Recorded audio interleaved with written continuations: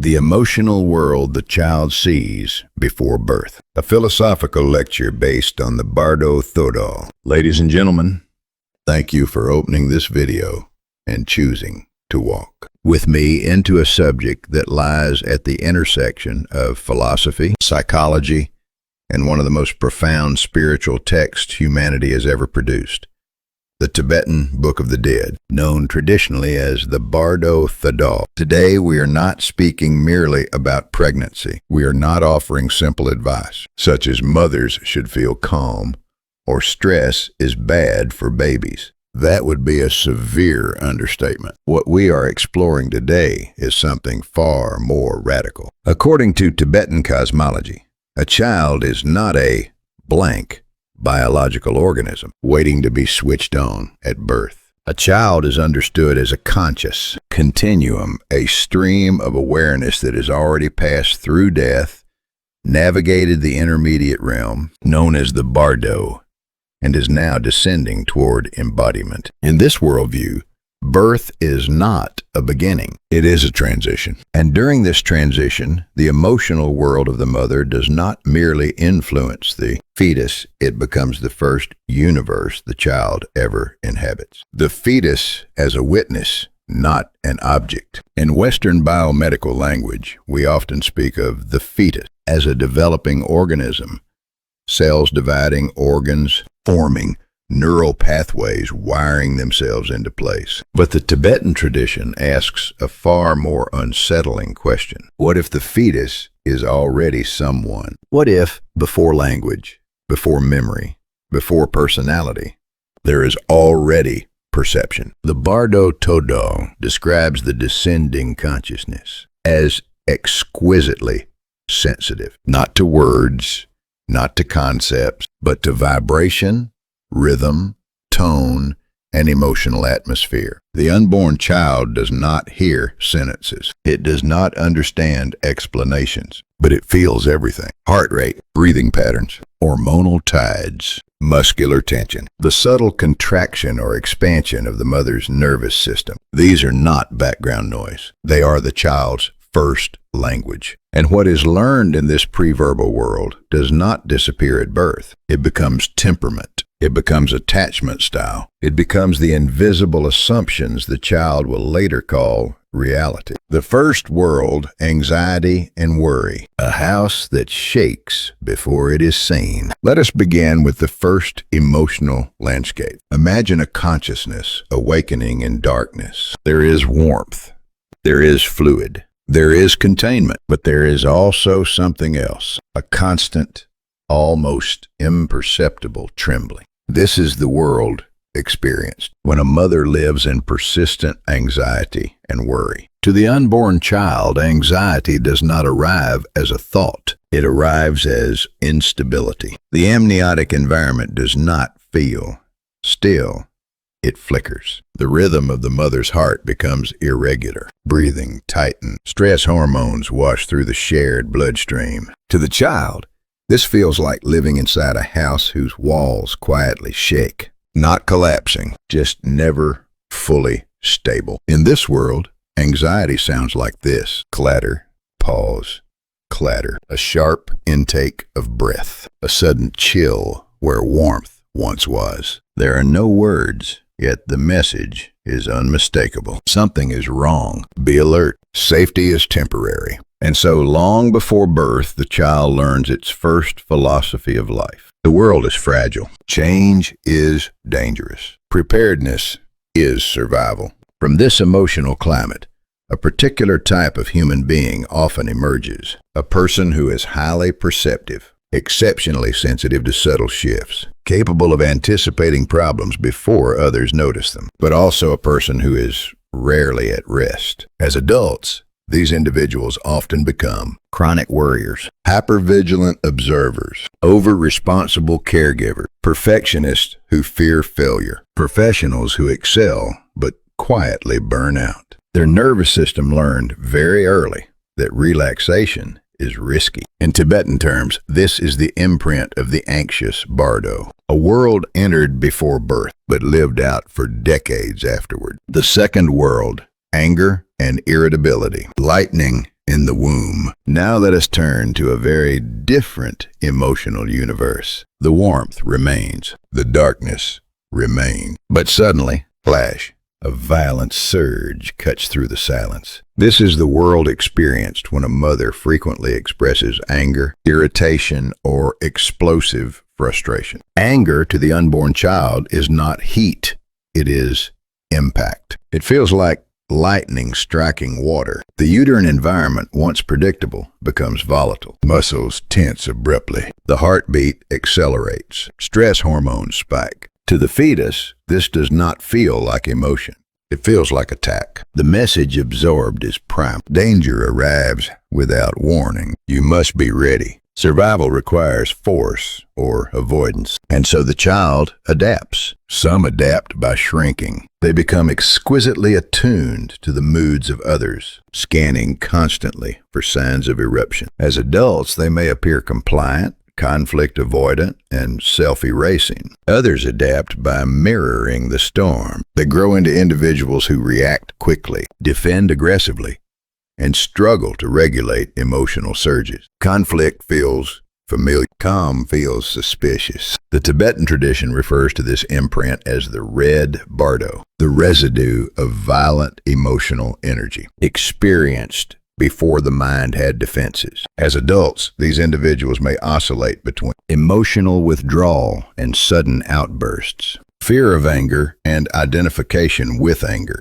hyperreactivity, difficulty sustaining stable relationships. They are, in a sense, people raised by storms before they were born. The third world depression and emotional numbness. A sea without waves. The third world is perhaps the most silent and the most misunderstood. Here, there is no shaking, no lightning. Instead, there is stillness. Too much stillness. When a mother experiences prolonged depression, emotional numbness, or profound exhaustion, the unborn child encounters a world without movement. Breathing slows, heart rhythms flatten, energy drains from the environment. To the fetus, this feels like floating in a vast, dim ocean where nothing reaches out. The message learned here is not fear. It is absence. Nothing responds. Effort changes nothing. Staying still is safest. From this environment often emerge adults who struggle with motivation, vitality, and emotional expression. They may be gentle, thoughtful, and introspective, but also withdrawn, passive, and disconnected from desire. In Tibetan language, this is known as the gray bardo, the imprint of a world where emotional energy was unavailable. As adults, they may show emotional flattening, avoidance of risk and ambition, low self-valuation, preference for minimal stimulation, difficulty forming deep emotional bonds. They are not broken. They are adapted to a world that once felt unresponsive. Why this matters. At this point, a critical clarification is necessary. This lecture is not about blaming mothers. Such an interpretation would be both unethical and deeply misguided. Every emotional state we have, discussed anxiety, anger, depression, is part of the human condition. The true message of the Bardo Thödol is not guilt. It is awareness. Awareness that emotional environments shape consciousness long before memory begins. Awareness that healing often requires addressing experiences we cannot recall, but that our nervous system never forgot. And perhaps most importantly, awareness that by understanding these imprints, we can soften them. Through reflection, through compassion, through conscious parenting, both of children and of ourselves. In future lectures, we will explore how these prenatal imprints can be transformed, how awareness can loosen ancient patterns, and how the Bardo teachings offer not fatalism, but freedom. If you wish to continue this journey with me into consciousness, rebirth, and the unseen architecture of the human psyche, I invite you to subscribe and enable notifications. This path unfolds slowly, but it leads somewhere profoundly human. From turbulence to stillness, the first peace a human mind ever knows. In the previous part of this lecture, we explored the darker emotional landscapes a human consciousness may encounter before birth. Worlds shaped by anxiety, anger, numbness, and emotional absence. What became clear is this: a human being does not enter life neutrally. Before we ever open our eyes, before language, memory, or identity, we have already met a world. And that first world quietly teaches us what reality feels like. Now, having passed through those unstable and painful inner climates, we arrive at a profoundly different territory. A world that does not shake. A world that does not explode. A world that does not fade into silence. This is the world encountered when a mother is emotionally stable. The fourth world, emotional stability. A still lake, a steady pulse, a net of gentle light. In this world, nothing dramatic happens, and that is precisely the point. There is no storm, no lightning, no heavy fog. Instead, the unborn consciousness floats within something rare and precious: predictability. The womb feels like a calm lake at dawn, not frozen, not stagnant, but gently alive. The mother's heartbeat arrives with steady regularity. Thump, thump, thump. Breathing is deep, unhurried. Hormonal rhythms move in smooth cycles. The nervous system is not braced for danger, nor collapsed into exhaustion. To the fetus, this environment feels like a soft web of light, consistent, warm, and quietly luminous. And within this consistency, something extraordinary happens. The child learns trust before knowing the word for it. The unborn mind absorbs a silent lesson. The world does not need to be fought. Nothing terrible happens when I simply exist. Change can occur without catastrophe. This is not optimism. It is ontological security. The felt sense that being alive is fundamentally permissible. What stability teaches a developing consciousness. In psychological terms, emotional stability provides the nervous system with baseline regulation. But from the perspective of the Bardo Thödol, something deeper occurs. The consciousness, descending toward birth, learns how to recognize light correctly. In Tibetan thought, perception is never neutral. Light can be experienced as terror or as clarity. Brightness can be interpreted as threat or as guidance. In a stable prenatal environment, light does not flicker. It does not shatter. It does not fade. It remains. And so the unborn mind learns. Light is not dangerous. Presence is not overwhelming. The world does not demand hypervigilance. From such an environment often emerge individuals who, as adults, possess a basic sense of self-trust. Do not overinterpret the emotions of others. Recover quickly from stress or failure. Engage challenges without catastrophic thinking. Maintain relationships without excessive dependence or aggression. Tibetan tradition refers to this imprint as the blessing of the bright Bardo. It is not dramatic, it is not heroic, but it is foundational. Emotional stability gives the unborn child something rare, the right to exist without justification. The fifth world, love and affection, a waterfall of warmth.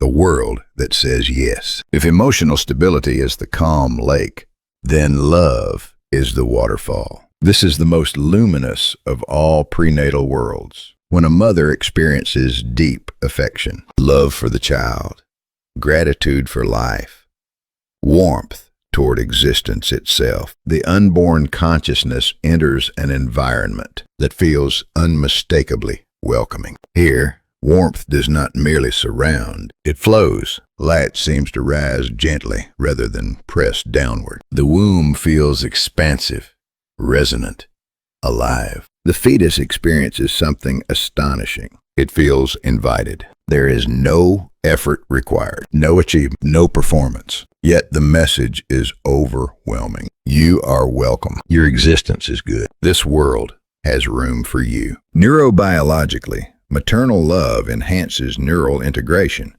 stress resilience, and synaptic coherence. But from the Bardo perspective, love does something even more profound. It teaches the consciousness what goodness feels like. The imprint of love on the human soul. A fetus nurtured in sustained emotional warmth tends to develop seeds such as secure attachment, an intuitive sense of self-worth, natural empathy, curiosity without fear, fundamental trust in life. Tibetan texts poetically describe this state as the Bardo of love, where the light falls like lotus petals. Love is not merely an emotion here. It is the first metaphysical orientation of the soul. A child shaped by this environment often grows into an adult who regulates emotions with ease, builds trust naturally, remains grounded during crisis, acts as an emotional anchor for others, leads without domination, comfort others simply by being present. These are the people others describe as, I feel calmer when they are around, not because they try to soothe, but because their nervous system learned peace before birth. The map of worlds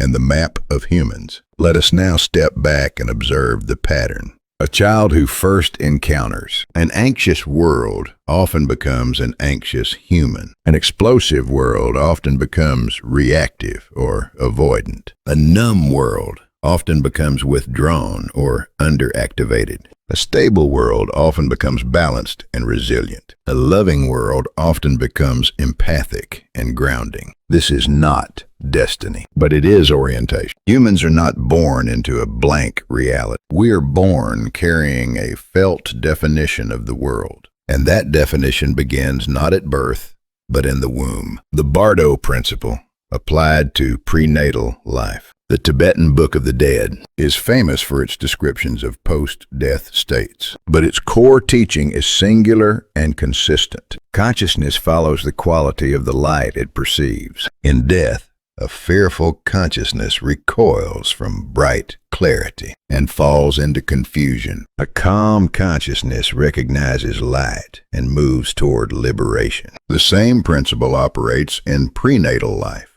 The fetus is an open consciousness. Its senses immature, but its emotional receptivity absolute. It absorbs the mother's emotional field instantly. Breathing rhythms, nervous system tone, hormonal signals, emotional valence. These signals become the child's first education in reality. Thus, prenatal emotion is not a fleeting influence. It is the first architecture of worldview. Why this understanding matters. This lecture is not about perfection. No mother is calm at all times. No human lives without fear, anger, or sadness. The teaching here is not blame, it is awareness, because awareness changes everything. When we understand that emotional environments shape consciousness before memory, we gain compassion for ourselves and for others.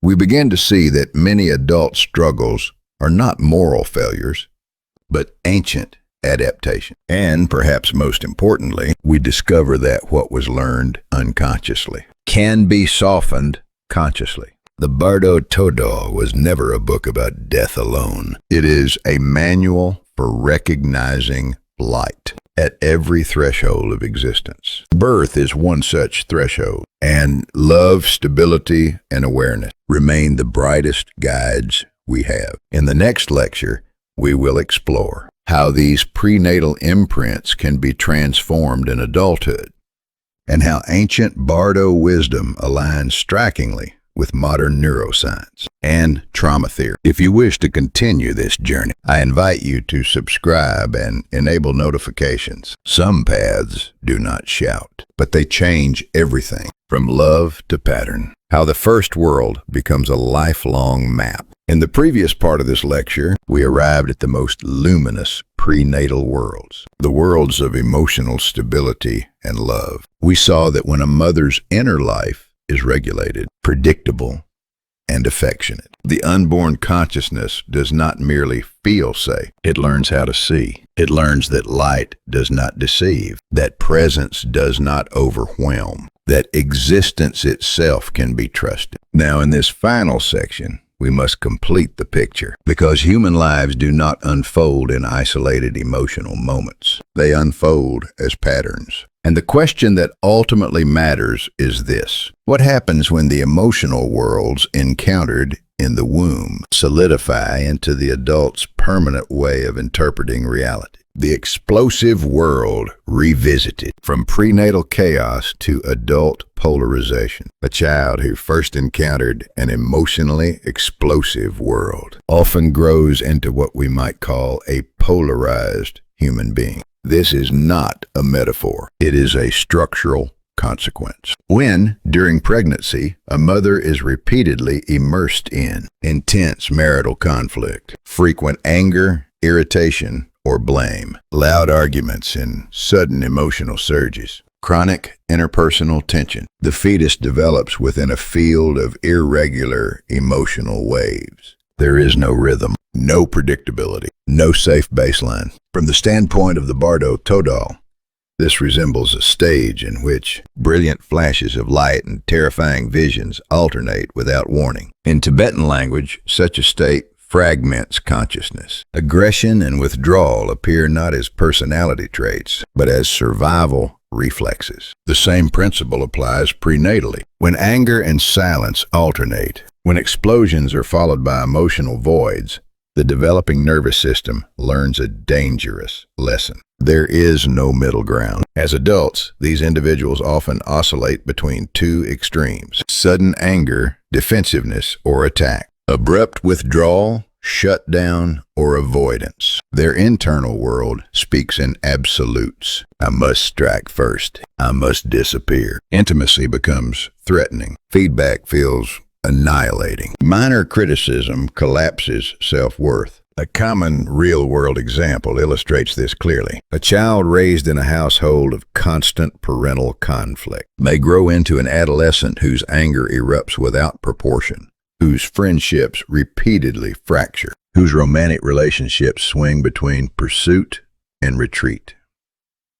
In professional settings, even mild correction can feel like humiliation. This is not immaturity. It is a nervous system that learned before birth that emotional intensity equals danger. The world of numbness, when safety means feeling less. Now we turn to a quieter but equally formative world, the world of emotional depletion. When a mother experiences prolonged depression, emotional exhaustion, chronic emptiness, minimal emotional expression, the fetus grows in an environment of low emotional amplitude. Nothing spikes, nothing flows. In the Bardo Thödol, there is a state described as still but inert, a phase in which consciousness does not move toward light, because movement itself feels unsafe. In prenatal life, the same logic applies. The unborn consciousness adapts by lowering its own intensity. The lesson learned is subtle but powerful. Desire leads nowhere. Emotion is costly. Less feeling equals more safety. As adults, these individuals often appear outwardly functional. They may succeed academically or professionally. They may seem calm, reasonable, even pleasant, but at critical moments requiring initiative, passion, or emotional risk, their inner engine stalls. They avoid deep intimacy. They fear emotional confrontation. They choose predictability over meaning. A real case clarifies this pattern. A child born to a mother who spent pregnancy in near constant silence and depression often grows into an adult who avoids emotional depth, maintains surface-level relationships, loses motivation under pressure, interprets ambition as danger. This is not laziness. It is a worldview learned early. A quieter life is a safer life. The stable world, when balance becomes the default. In contrast, when prenatal life is shaped by emotional consistency, regular routines, stable relationships, moderate emotional expression, the fetus learns predictability as its baseline. From a Bardo perspective, this mirrors the state of consciousness that recognizes light clearly and moves forward without fear. Such individuals as adults typically demonstrate emotional self-regulation, resilience under stress, balanced empathy, a stable sense of responsibility. They do not overreact. They do not collapse. They adjust. A real-world example illustrates this well. A mother who maintained daily routines during pregnancy, regular walks, intentional rest, calm communication with her partner, often gives birth to a child who later demonstrates high self-control, emotional steadiness, resistance to emotional contagion. This is not coincidence. It is the result of learning stability before language. The world of love, the origin of human anchors. Finally, we return to the most generative world of all, the world shaped by love. Love, in prenatal terms, is not sentimentality. It is a physiological and emotional coherence. Soft, steady heartbeat, regulated breathing, calm nervous system, warm imagery, and intentional affection. The fetus records this as the world's fundamental frequency. The Tibetan Book of the Dead describes the highest Bardo state as the encounter with the clearest, warmest light, recognized without fear, distortion, or loss of self. Love is that light. Adults shaped by this environment often display a rare quality. They become emotional reference points for others. They can feel deeply without being overwhelmed. They can empathize without losing boundaries. They can stabilize others simply by their presence. A typical case might involve a mother who, during pregnancy, spoke daily to her child, practiced reflection or meditation, maintained strong relational support. The adult child often becomes someone described as